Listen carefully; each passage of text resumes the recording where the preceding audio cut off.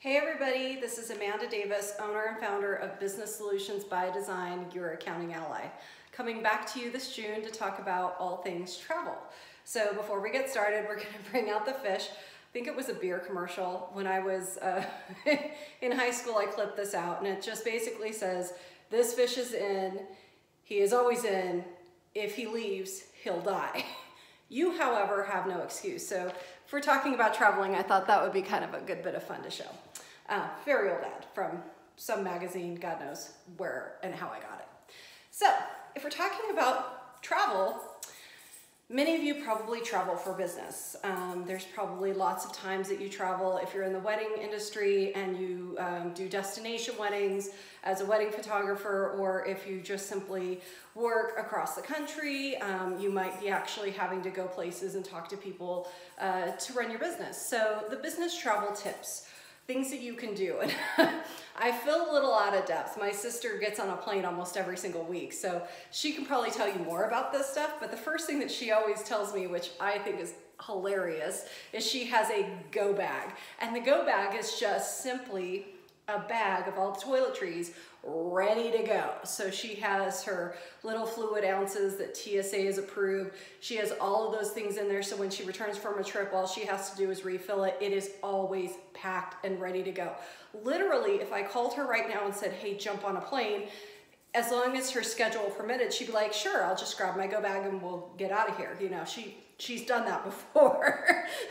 More than on one occasion. Like, this is not unusual for her. So that go bag really does help, so that if you've got to get out of town in a drop of a dime, you don't have to worry about it. You don't have to plan. You don't have to think about what didn't you pack. It is already done. Cool. All right. Carry on. I'm the queen of not doing this. I always check because the liquid requirement, and I've got a back problem, so carrying things on and trying to find overhead space, I just find that to be all obnoxious, and I prefer to wait for a little bit to get my bags and not have to worry about it. If you're gonna go that route, especially if you're gonna go long distances, make sure you pack at least something, a nightgown and something to wear the next day in case your luggage does end up not getting to your destination the same time you do. That's always a good thing, so that you have kind of a backup plan. But the carry-on is kind of the tip. It gets you in and out, it's faster, especially if it's a short trip. They said plastic bag. I did research. Somebody on Google. The internet said, and the internet's never wrong, so we're just gonna go with that. If you have a suit or a nice shirt and you're traveling and it needs to go in your suitcase, but you don't want it wrinkled and you don't have that garment bag, or you don't have room for the garment bag because you want to check, or you want to carry on versus check, they said the plastic bags that you get from your dry cleaner, just put whatever it is that you don't want wrinkled in there and lay that out, and that'll help the garment not be wrinkled. And they also said wear something comfortable, so you don't want your nice business suit getting wrinkled while you're sitting on a plane, so you want to put that in your carry-on in this bag so it doesn't get wrinkled, so that when you go to the meeting or wherever you're meant to go, you do look fresh, as opposed to having all these wrinkles from sitting in the tiny little seats that they put you in, right? Quality luggage. They said really invest in some good luggage because it gets beat up. It's really, it goes through the ringer when it gets shoved in, and the luggage guys, they're not playing delicate, ooh, nice suitcase.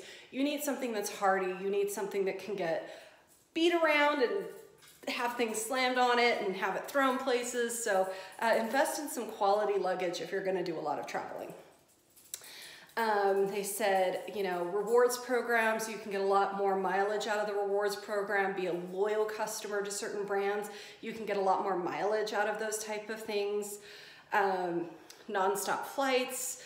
It's probably a little cheaper to not go the non-stop flight route, but at the end of the day, you could also spend 8 hours in the airport. For example, from Albuquerque to San Jose, you can't really get a direct flight in, so that's not really an option. So I usually make a trip out of the trip if I can, if I'm going to a conference out there. But literally, I can spend what is effectively maybe a 3-hour flight. I can turn that into 11 hours just by going and having all these layovers and sitting in airports, and No. Okay, so get your electronics, get them charged up. I have a little electronic charger, like a portable one. That works out really well. But get everything charged up, get as minimal stuff as possible, and with your electronics, put stuff on the cloud, makes it easier so you don't have to worry about it. So other things that you can do if you're a frequent flyer is you can get TSA PreCheck. It's a little costly, it takes a little bit of planning, but if you're going all the time, you don't have to take your shoes off, you don't have to take your laptop out, you're just in and out, and you go in that special line where you're like, why is everybody going through there?